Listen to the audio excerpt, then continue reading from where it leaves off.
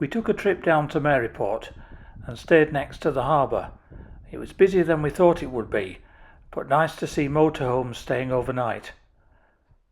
It is free of charge too, and there is a large area, a little bumpy and puddly in places, but otherwise fine. We didn't get a chance to look around Maryport itself, but our overnight stay was very quiet.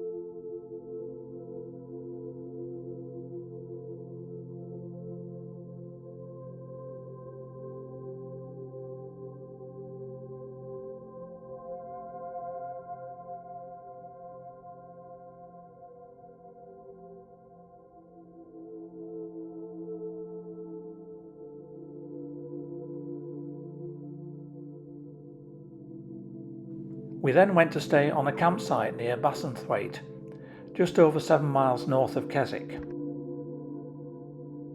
The website described the campsite as a small, friendly, family-run holiday park. The site includes a holiday cottage, holiday home, lodges, pitches for tourers, caravans and camping. It has its own bar and bistro, which we didn't get a chance to try. In fact, as things transpired, within hours of arriving, we really didn't want to be there, and probably wouldn't have stayed more than one night, even though we had booked for more. The site toilets and showers were very basic, and there was an awkwardly positioned tap and LSAM point. We had chosen a pitch which wasn't level and was very poorly marked out. It was no different than parking in a large field where boundaries are at each and everyone's discretion. We discovered that our 25-metre hookup cable would not reach one of the very few shared power points. We had read that this lack of power was remedied by the site supplying 50-metre cables with a refundable bond of £35 in cash. We didn't have that amount of cash, and payment by card was not acceptable. We said we'd leave it, no problem. A member of staff said that she was only reading us the terms and conditions. Again, absolutely no problem, we would just leave it.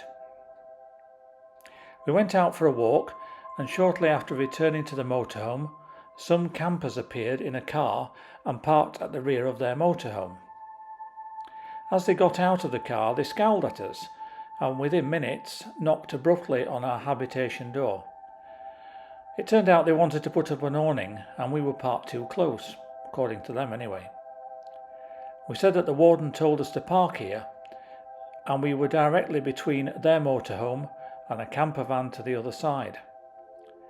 We suggested that if they have any issues, they inquire at the office. They clearly weren't happy and walked off. I rang the number on the website, and a member of staff said they would come and attend.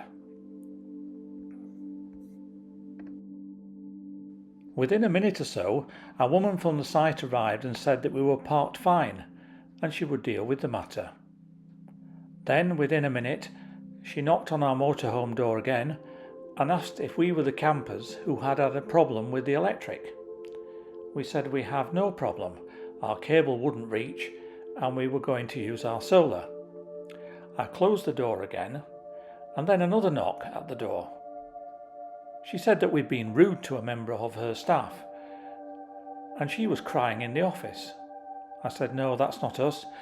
We simply asked about the cable. And she said we had been rude to her staff. I said, no. We've been unable to connect, and we were using our solar, even though we'd paid for electric hookup. She began shouting and saying that it was unacceptable, and I said, "Just give us a refund and we will go. We don't want to stay on a site like this."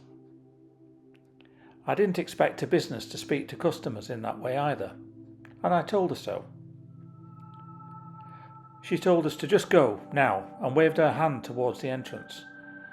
So we packed up and went, whilst everyone watched us.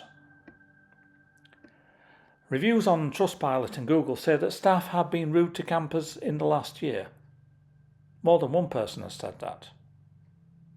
Read into it what you wish. But we've stayed at many sites in the UK and abroad and never had an issue like at this site, and like this site was making out there was.